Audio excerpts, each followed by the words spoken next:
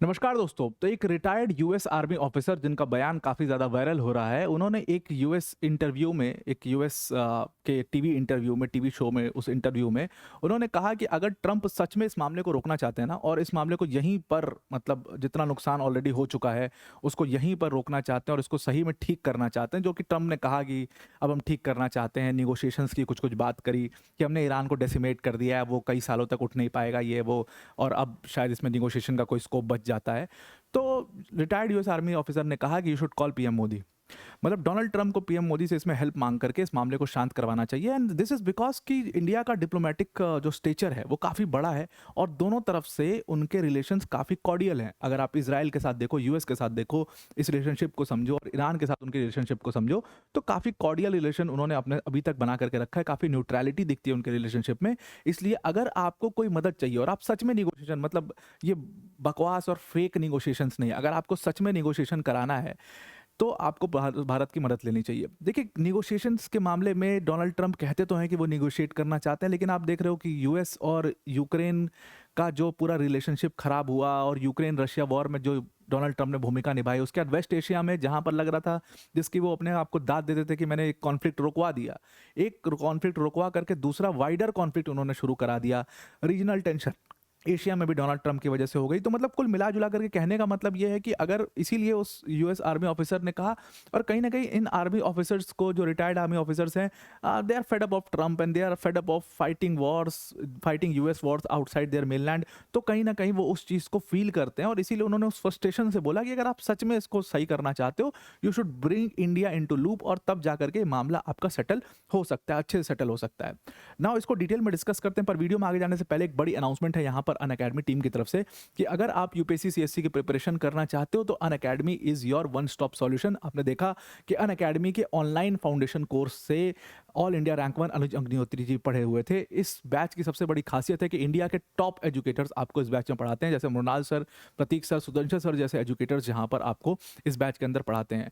इस खुशी में, क्योंकि हमारा ऑल इंडिया रैंक 1 आया, तो अनअकैडमी ने अपने प्राइसेस को सबसे कम इस समय पर कर दिया है। सिर्फ 16,999 के प्राइस में, बहुत मिनिमम से प्राइस में आपको अनअकैडमी का सब्सक्रिप्शन मिल जाता है ऑनलाइन फाउंडेशन कोर्स का। वही कोर्स जिसमें इंडिया के best educators like Mrinal sir, like Prateek sir, like Sudarshan sir पढ़ा रहे होंगे आपको इस बैच के अंदर।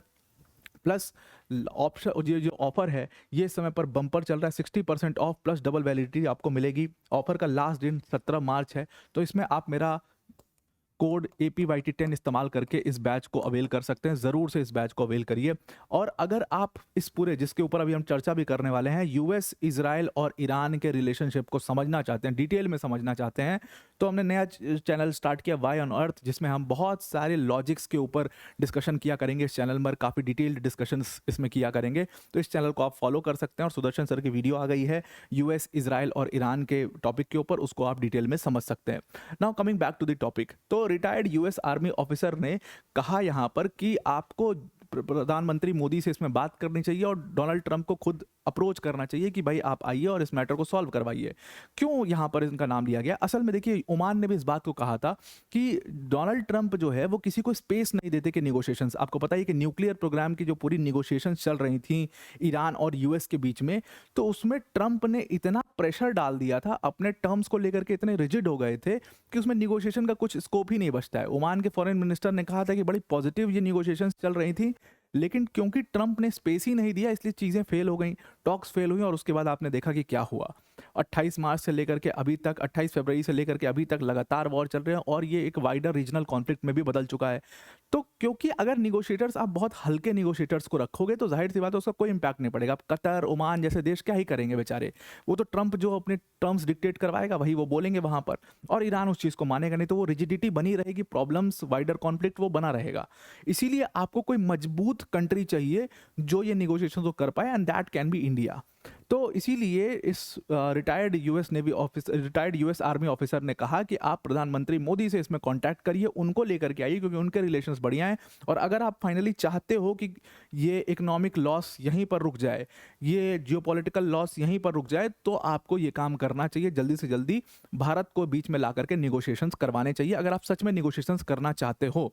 तो ये बात अमेरिकन कमेंट्री होस्ट ने टकर कार्लसन, उनके साथ retired US army कॉलोनल Douglas McGregor ने इस बात को कहा। उन्होंने कहा, देखो अभी तो ये प्राइसेस क्रूड के प्राइसेस $100 पर बैरल पहुंचे हैं, $120 पर बैरल के करीब पहुंचे हैं। ये $200 पर बैरल के करीब पहुंच सकते हैं। ईरान ने डायरेक्टली बोल ही दिया है कि अभी $200 पर बैरल भी पहुंचेगा, तुम टेंशन मत लो। मुझे लगता है, यानी कि रिटायर्ड कॉलोनल मैकग्रेगर को लगता है कि ये $300 पर बैरल पहुंचेंगे, और जो स्टॉक्स के प्राइसेस है वो 60 से 80% स्टॉक वैल्यूज जो है वो गिरेंगी। लोग ट्रिलियंस ऑफ मनी इसमें अपना वेल्थ लूज करेंगे।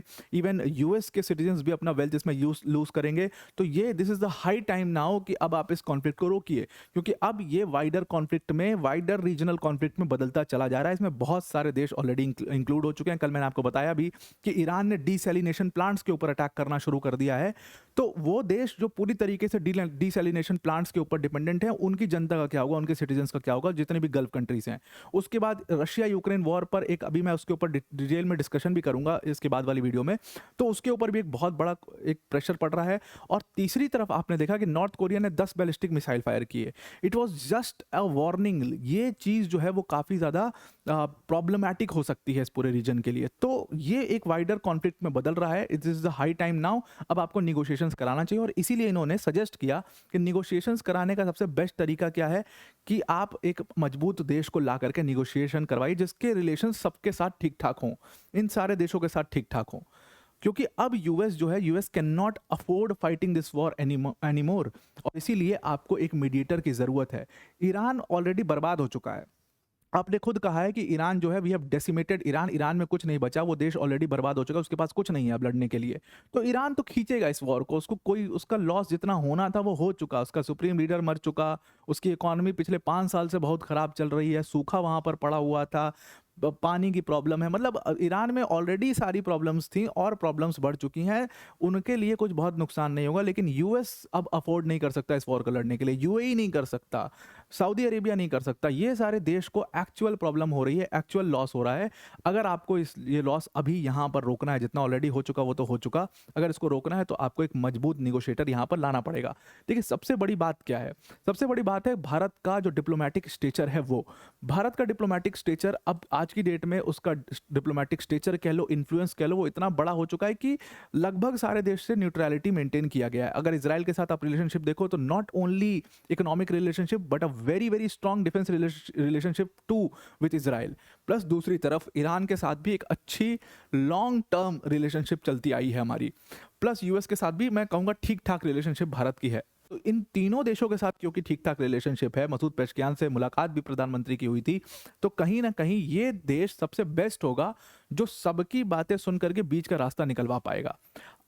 अगर आप इसमें ओमान और कतर और इन जैसे देशों को लाओगे तो वो तो पहले से ही वन साइडेड, वो पहले ही आपके मतलब उसके एहसानों के तले दबे हुए हैं। वो बेचारे क्या बोलेंगे, जो यूएस बोलेगा, जो टर्म्स डिक्टेट करेगा ट्रंप, वही बात वो दोहरा देंगे, क्योंकि उनको तो पूरी तरीके से वो चल ही रहे हैं आपकी सिक्योरिटी के बेसिस पर, जिसको आप सो कॉल्ड सिक्योरिटी कहते हो, मैं तो उसको सिक्योरिटी भी नहीं कहता, तो सो कॉल्ड सिक्योरिटी कहते हो, चल ही रहे हैं वो देश उसके बेसिस पर। तो इन देशों से कोई इंपैक्ट ईरान के ऊपर नहीं पड़ेगा, और ईरान इनकी बात मानेगा भी नहीं। ईरान भाई सऊदी अरेबिया की बात क्यों मानेगा, ईरान कतर की बात क्यों मानेगा, या ओमान की बात क्यों मानेगा? क्योंकि ये देश तो ऑलरेडी यूएस बेसिस बने हुए हैं इन देशों में, ये देश ऑलरेडी यूएस को सपोर्ट करते हैं हर तरीके से। तो ईरान इनकी बात बिल्कुल भी नहीं मानने वाला, ना ईरान के सुप्रीम लीडर, ना ईरान का प्रेसिडेंट मानने वाला है।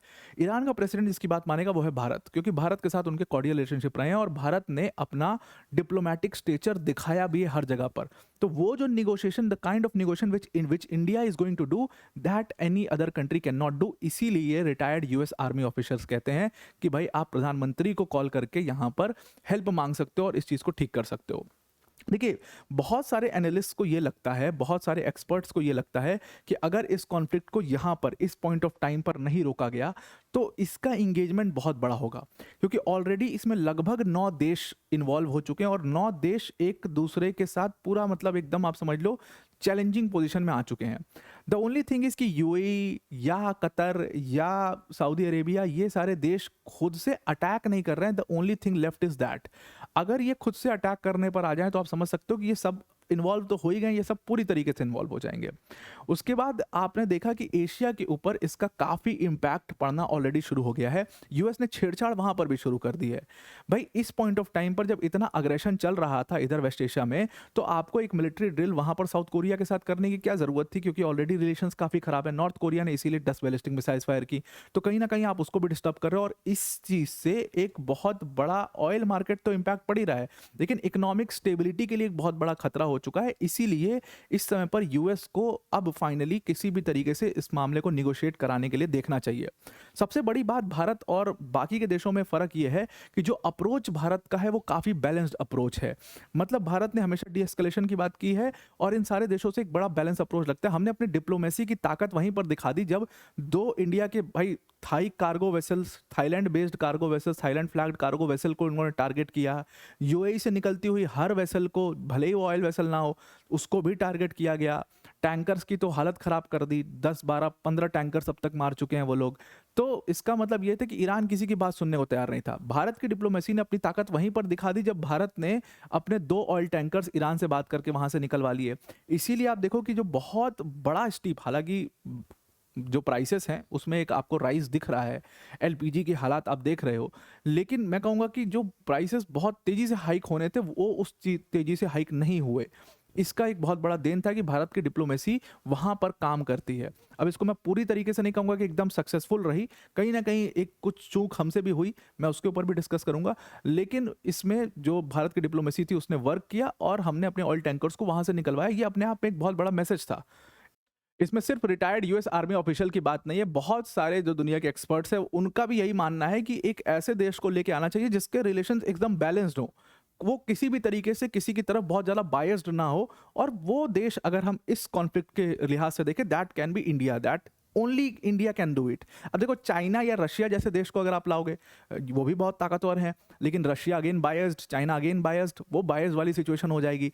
तो ताकतवर देश जो अनबायस्ड हो, सिर्फ इंडिया है, इंडिया के अलावा कोई भी देश नहीं है। अदरवाइज हर देश एक ग्रुप का हिस्सा है और वो उस ग्रुप की तरफ बायस्ड होगा। तो इसीलिए यहाँ पर बार बार भारत को लाने की बात कही जा रही है। अब ये देखने वाली बात है कि इंडिया इसमें कैसा रोल प्ले कर सकता है। अगर हेल्प मांगी जाती है तो इंडिया इसमें कैसा रोल प्ले करेगा, क्या वो रोल सक्सेसफुल होगा, नहीं होगा, ये तो तब हो पाएगा जब बात शुरू होगी। लेकिन ये एक बहुत अच्छा ऑप्शन है जो रिटायर्ड यूएस आर्मी ऑफिशियल ने दिया, और भी बहुत सारे एक्सपर्ट्स ने दिया है। इवन वॉशिंगटन पोस्ट में इसके ऊपर छापा गया कि भारत इसमें एक बड़ा रोल प्ले कर सकता है। आई होप आपको ये पूरा आर्टिकल समझ में आ गया होगा। आज के लिए इतना ही। Thank you and have a nice day.